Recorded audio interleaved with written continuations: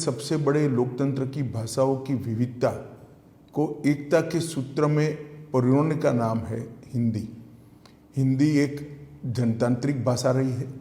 इसने अलग अलग भारतीय भाषाओं और बोलियों के साथ साथ कई वैश्विक भाषाओं को सम्मान देने का काम भी किया है और उनकी शब्दावलियाँ, पदों और व्याकरणों के नियमों को अपनाया है।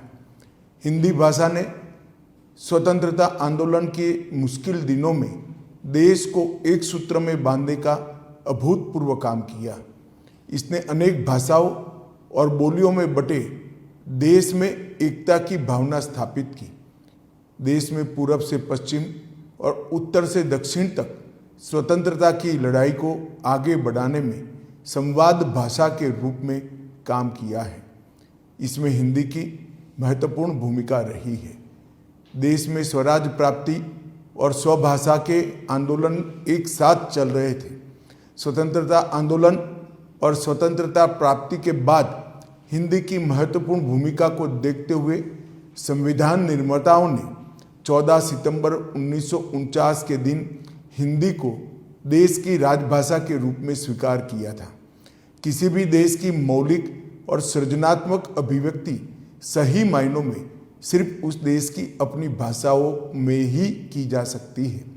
प्रसिद्ध साहित्यकार भारतेंदु हरिश्चंद्र ने कहा है कि निज भाषा उन्नति अहे सब उन्नति का मूल, यानी कि अपनी भाषा की उन्नति ही सभी प्रकार की उन्नति का मूल है।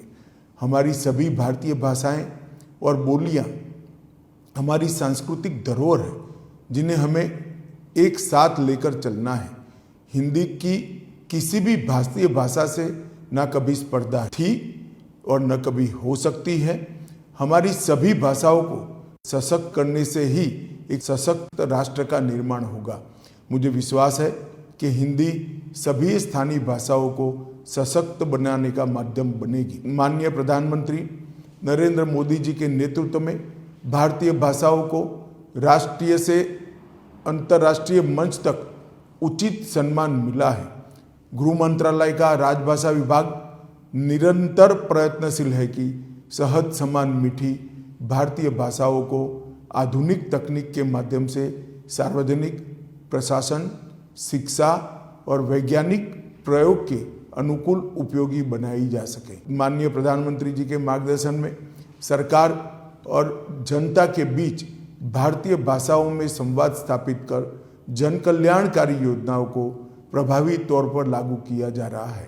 देश में राजभाषा में हुए कार्यों की समय समय पर समीक्षा के लिए संसदीय राजभाषा समिति का गठन किया गया था और उसे उत्तरदायित्व दिया गया था कि यह देश में सरकारी कामकाज में हिंदी का प्रयोग, उसकी प्रगति, इसकी समीक्षा करे और रिपोर्ट बनाकर माननीय राष्ट्रपति जी को प्रस्तुत करे।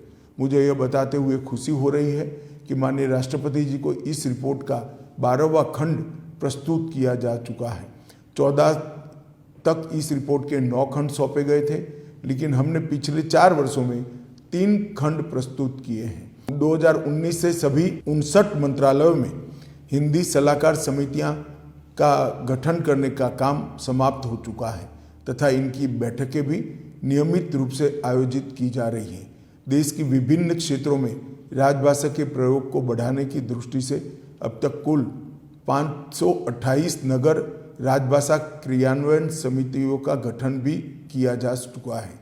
विदेशों में भी London, Singapore, Fiji, Dubai, port Louis में नगर राजभाषा कार्यान्वयन समितियों का गठन किया गया है। भारत ने संयुक्त राष्ट्र में हिंदी राजभाषा का उपयोग को बढ़ावा देने की भी पहल की है। राजभाषा विभाग द्वारा अखिल भारतीय राजभाषा सम्मेलन की भी नई परंपरा शुरू की है।